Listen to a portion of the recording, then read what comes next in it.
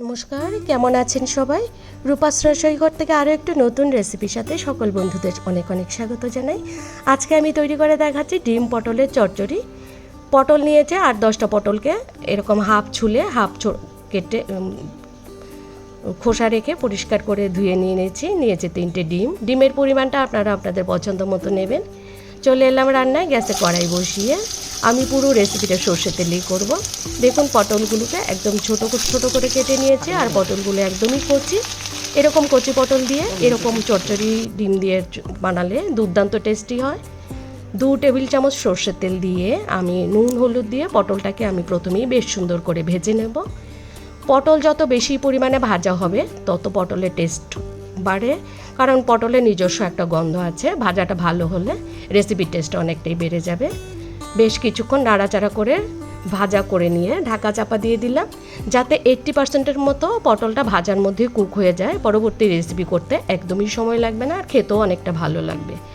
এদিকে পটলটা ভাজা হয়ে গেছে, পটলটাকে নামিয়ে দিচ্ছি। বন্ধুরা যারা আমার রেসিপি দেখছেন, শুরুতে একটা লাইক করে দিয়ে আমার পাশে থেকে যাবেন প্লিজ। এবার আমি তিনটে ডিমকে একটা ছোট বাটিতে ভেঙে দিলাম।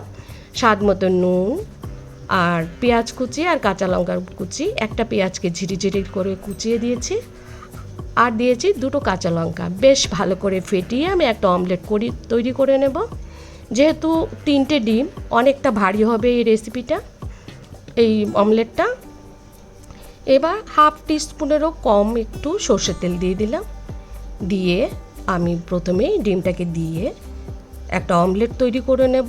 বন্ধুরা যারা আমার রেসিপি নতুন দেখা শুরু করেছেন, যদি নতুন বন্ধু হয়ে থাকেন আমার চ্যানেলে সাবস্ক্রাইব করে আমার চ্যানেলের পাশে থেকে যাবেন।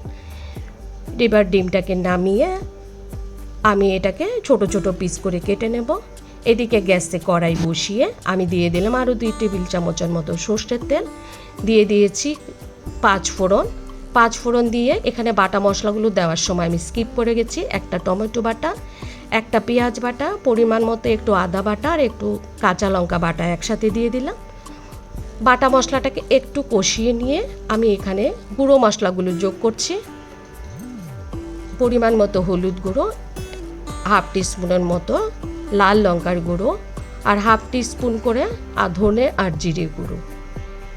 বাটা মশলাগুলোর সাথে আমি গুঁড়ো মশলাগুলোকে বেশ সুন্দর করে কষিয়ে নিয়ে নিলাম।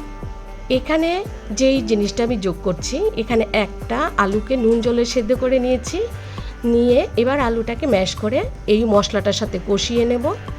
এই ডিম আর পটলের চচ্চড়িতে এরকম আলু ভেঙে দিয়ে যদি তৈরি করেন, খেতে কিন্তু অপূর্ব লাগে।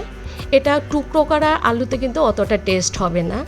এই আলুটাকে আমি মশলার সাথে একটু কষিয়ে নিলাম। দিয়ে দিলাম একটু স্বাদ মতো নুন দিয়ে আলুর সাথে মশলাটাকে আরও একটু কষিয়ে নিয়ে এবার ভেজে রাখা পটলটাকে দিয়ে দিলাম। ভেজে রাখা পটলটাকে বেশ সুন্দর করে নাড়াচাড়া করে কষিয়ে নেব। বন্ধুরা যারা ডিম আর পটল দিয়ে এরকম চচ্চড়ি রেসিপি বানিয়ে এখনও খাননি, খুব মিস করেছেন, আমার রেসিপি ফলো করে কিন্তু অবশ্যই একবার ট্রাই করবেন। আমি পুরো সবজিটাকে বেশ কষিয়ে পরিমাণ মতো গরম জল যোগ করে দিলাম। এটা পুরোটাই একদম মাখো মাখো থাকবে, জলের পরিমাণটা বেশি দেওয়ার দরকার নেই। যেহেতু পটলটাও ভাজা আছে, বেশ সেদ্ধ করা আছে, এখানে আমি স্বাদ মতো একটু চিনি যোগ করে দিয়ে টেস্টের ব্যালেন্সটাকে করে নিলাম। এবার ঢাকা চাপা দিয়ে মিডিয়াম হিটে আরও 5 মিনিট রান্না করে দিলাম। আমার সবজি থেকে কিন্তু একদমই তেল ছেড়ে দিয়েছে, তার মানে আমার রেসিপিটা কিন্তু তৈরি। এবার আমি যেই ডিমটাকে অমলেট করে রেখেছিলাম, এই ডিমটাকে আমি ছোট ছোট পিস করে কেটে এই পটল আর আলুর সাথে যোগ করে দিলাম।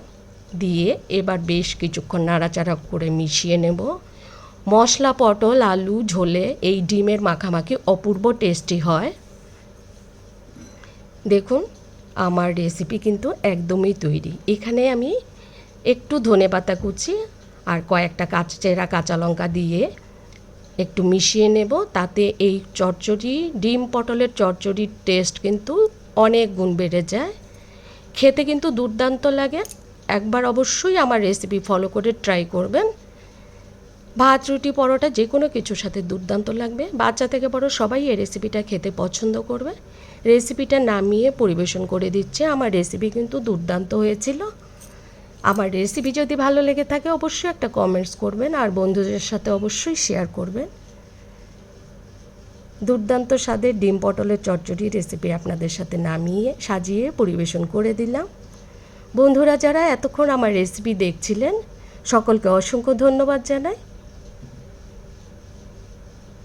আজকের মতো তাহলে এ পর্যন্তই। সবাই ভালো থাকবেন, সুস্থ থাকবেন, দেখতে থাকবেন রূপাস রসিকঘর।